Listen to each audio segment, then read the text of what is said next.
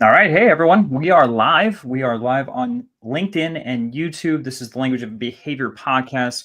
So excited to be with you. My name is Joshua Stamper. I'm with the brilliant co-host, Charlie Peck, who also is the co-author of our book, The Language of Behavior.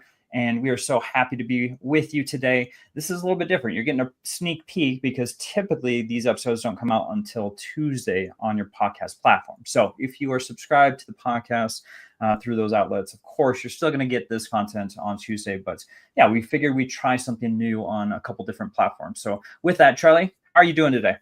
I am doing great. Thank you. I'm glad that we're doing this live. It's going to be fun. Yeah, it's going to be interesting. So for those who potentially are tuned in, of course, as we're talking, if you have any questions or want to throw something in the comments, feel free to do so. Depending on how this goes, we might just continue to go live with each episode. I think it might be a little bit easier and for folks to be able to chime in, but then also, throw in any additional comments and questions as we're going on. So we would love to hear from you as we continue this. But with that, Charlie, yeah, we've got a couple of things coming up. Obviously, we've talked about going to California. I'm super excited to kick off the school year for a local BOCES here in Colorado Springs. So I'm excited to go do that. I know you've got a bunch of stuff too on the calendar. So I don't know what's going on in your world. Well, next week I get to go to Nashville for the Innovative School Summit. I cannot wait. Right. I get to do a 3-hour session with school counselors. So I'm just thrilled. And then a breakout session at the end of the week. So I can't wait. It's going to be awesome.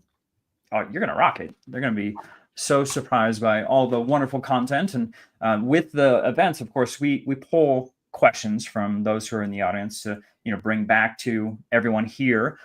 So this one actually came from that type of situation. So Charlie, if you're ready, we can just jump right into the question. Let's do it. Let's do this. Okay. This is from an administrator, and I might nerd out with this, Charlie, so we'll see. But they asked, what best behavioral supports influence student learning? I know they were also in that conversation interested in kind of the data side of things to kind of prove why this information is so helpful. And I know we dove into that specifically in the book, probably more so in the earlier chapters of Language of Behavior. But, what comes to mind with this question? Well, you actually inspired me for this one because you did some work with John Hattie. You looked at that information and that data, which is so important for administrators. So I would love to throw it back to you because of course, you're the one who really sparked to this and I loved it. So what were you thinking? Yeah, so having that admin lens, sometimes there were some apprehensive folks when it came to student behavior based on some different experiences that they had prior. So I like to have data present. John Hattie did a beautiful study, and there's plenty of articles out there that you can find. Or, of course, we try to do a synopsis of the data and the different pieces there as far as what he was looking at. But what he was truly looking at was student learning and what affects that, and then creating a score for that. So anything that was a positive in student learning obviously had a positive number.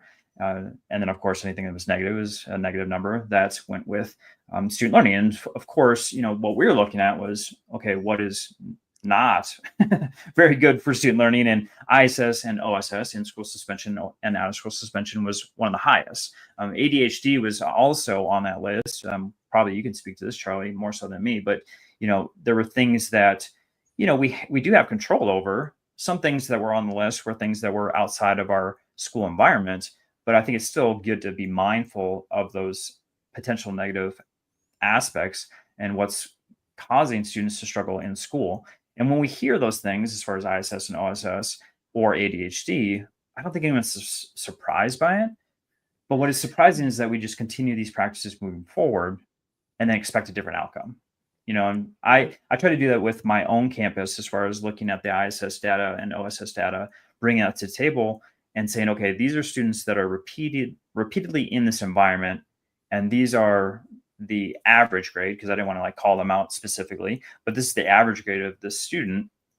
And what was not surprising at all was that there was a correlation there, because they're not with the content expert, they're not with the person that's teaching them. And as good of the ISS environment can be, it's still lacking, because that person that's in there, that's, hopefully doing a wonderful job with those students. And we had someone that was phenomenal, but they're not licensed in 20 different courses. So it was always at a disadvantage for them because they were constantly having to rely on the teacher to give them the content, give them the learning goals, and and all that other information that's required. And there was just so much time that was wasted based on some of the logisticals. And it's just hard for that student to keep up. And as we know, the students that are in those environments are the ones that need the teacher the most.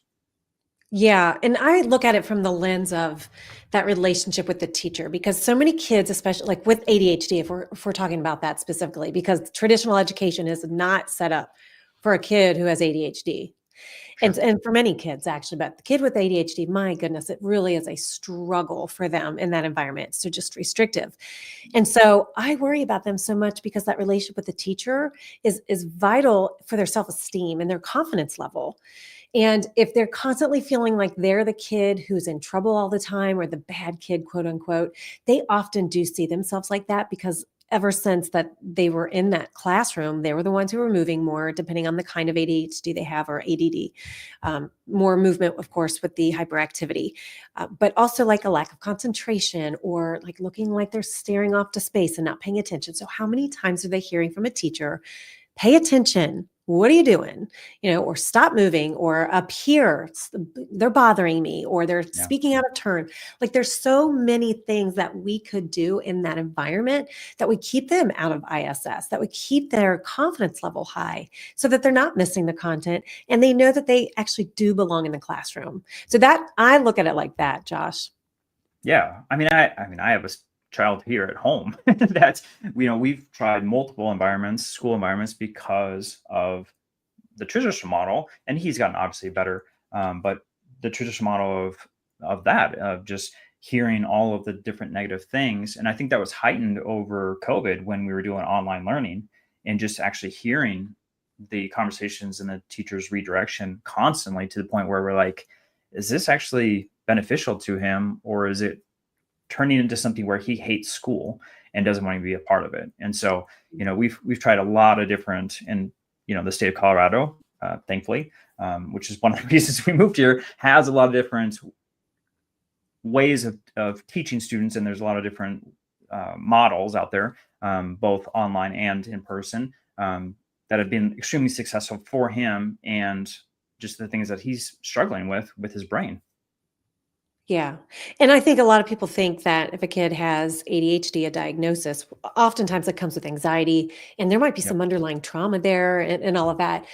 Clearly, it's not a teacher's job to worry about that, but oftentimes a parent might ask for an IEP, or a doctor. I keep Yep. hearing school counselors tell me that doctors are recommending IEPs. And I'm like, they should not be doing that. We need to educate them as well, and parents, Mhm. about how to properly advocate for your kid. It's not to put more pressure on the admin team or the school counselors to get them an IEP or even a 504. 504 could actually work in its place and is less rigorous, right? And there's some Yep. basic strategies that could go in there that would not only benefit that kid, but also other students. If we just pretend everybody in the classroom has ADHD and we use those strategies, so many more students would feel so much better and more connected to their environment, and there would be less behavior. So we could do a whole topic on that one time.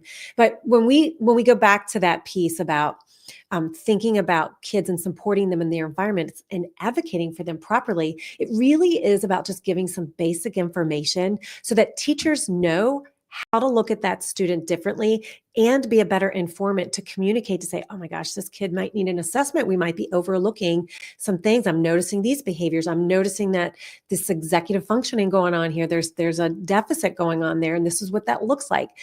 A lot of times we use that wording, that language about executive functioning. Well, people don't always know what that is or how that shows up for a kid who has ADHD. And they might look at them like, well, they have a learning impairment, or they're Yeah. they're just a troublemaker. So we mislabel them and therefore misguide them. So if we Yep. just give them some basic information there and let them know how to communicate that, more importantly, to get them the support they need, our system would just work so much better. Yeah, and I think going back to what you're talking about with the misperceptions, I think that occurs often, where we get different people saying incorrect things, outside entities or inside entities, and especially parents. I think it's overwhelming, and for me, as a parent that's been in plenty of I'm sorry, special education meetings for an IEP, Yeah. an art is pretty overwhelming, as far as you have 8 other people around the table with you, and a lot of times there's jargon that is used that most parents don't even understand and know. And so, even the understanding of what special education provides versus, 504 and some of Yeah. the labeling and things that go on with that too. So, I think there's some education that needs to be able to happen where we bring a lot of folks to the table, but also making it a safe space that everyone's able to have their voice and understand that they're trying to do what's best for the student. And that goes to with what we're going to be talking about, here in California with the MTSS process and making sure that we're utilizing that system too to make sure that we're, bringing the right tools for the right child. Yeah. I mean, really, it's about creating that psychological safety. There's tons of data to show that kids will learn better when they have that security in that classroom. They'll want to stay there. They'll want to be there. They'll want to show up. They won't want to be late. They'll want to be respectful to the teacher. They'll want to wait their turn to talk. I mean, there's just so much evidence to show that. And it's actually very brain based. I mean, their cortisol levels go Mhm. down. They increase that, those hormones like the oxytocin. I mean, it's just that Yeah. connection, that bonding, so many things, which therefore improves that attention, that memory, the learning pieces that are there. So, Yeah. that trust, that responsiveness from the teacher to the student, the way they respond is just all so important to reduce those behaviors that looks and acts like defiance, but may not be. It might be that insecurity.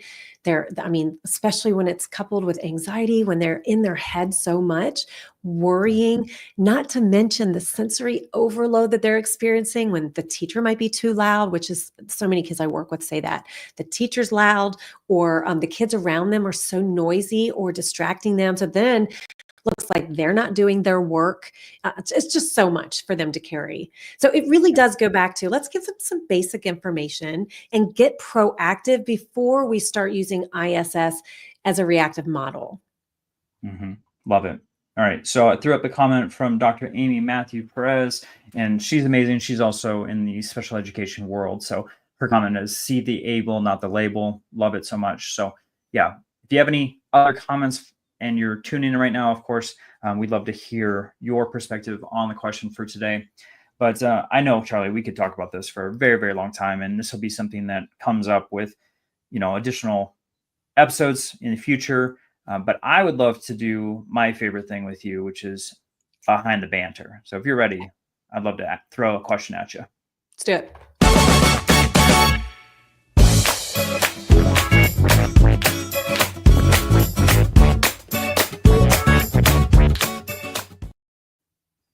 All right, this is coming from social media, seeing all the wonderful educators out there that are by the pool and at beach, going on family vacation. And I know there's a lot of self-care that is occurring right now as they are preparing. And I know if you go to like Target or Walmart, you're going to fall over because they already have back to school materials ready for you to buy, and it's way too soon. But your go-to self-care move after a long, exhausting day at school, Charlie, what is it that you do to kind of unwind and get yourself prepared for the next day? Well, I have two things. Number one, my Great. most favorite thing to do that calms me is cuddling up with my kids and watching a show. Or sometimes I need to watch the top 10 thing on YouTube with them because I got to compromise, right? It's hard to get a show that we all like together. Yes. That I love. I love it. And then the other thing is mindfulness. And I use that word very cautiously because it gets an eye roll from a lot of educators. But just all the training I keep getting keeps going back to mindfulness practice. All it is just really simple. Just try to be in the moment. And then it actually does center me. I've been practicing a lot more, and it doesn't take a lot just to kind of notice that you need to be in the moment. It's very helpful. What Yeah, about you? for sure. Well, I love going outside. I'm a sucker for that. So, if I can go for a long walk, I mean, there's a lot of times where, I'm taking the dog out and just going for a couple miles. And I mean, that's usually when I try to like unravel my brain a little bit. And usually that's when I'm boxing you, Charlie, and word vomiting all these different things that's in my head and getting them out. So, yeah, I love nature. I love just being in the mountains, hiking, all that kind of stuff. So that's kind of my go-to if I can. So, yep. Love it. All right. We want to hear from you as far as the comment section. So what is your go-to if you have a self-care move that helps you? Obviously, those comments will be seen by other folks and might help them if they're going through a difficult time. And that's what we want is this community to be able to support each other. With that, I'm going to throw some things up on the banner here for you because we want to make sure that you are connecting with Charlie and I. So thrivingeducator.org is Charlie's website. It's phenomenal. It's got a ton of resources for you. Of course, for my website, it's joshtemper.com. And then if you go to the language and behavior section specifically, you can go and see a lot of different things that Charlie and I have to offer. Both on our websites, we have freebies, we have newsletters, we have blogs. In fact, I just posted a blog that I'm going to put in my newsletter in regards to a story that I think I shared on this podcast where I didn't do a very good job. I definitely let my anger get the best of me. But if you're looking for more strategies like what we were talking about today, of course, our websites are there for you. Also, if you have a question for us and you didn't put in the comment today, but you want us to look at it in the future, of course, we've got a quick bit.ly for you, LOB questions. You can submit that. And of course, we'll definitely be talking about that in the future because we want to make sure that we are actively helping in what's happening on the campus and at the district level. So we are looking forward to that. Charlie, is there any last thoughts that you have before we close episode 32? Yeah, just going back to that question we asked at the beginning, just remember that the brain thrives when it can anticipate outcomes. That prefrontal cortex we have where we can access all that executive functioning that we need to learn, it works best when there is not a threat and when it's not confusing. So just keep that in mind as we move on. Yeah, I love that so much and can't wait to continue this conversation moving forward. All right, Charlie, with that, I hope you have a wonderful week and can't wait to see you again next week. You as well. Bye, everybody.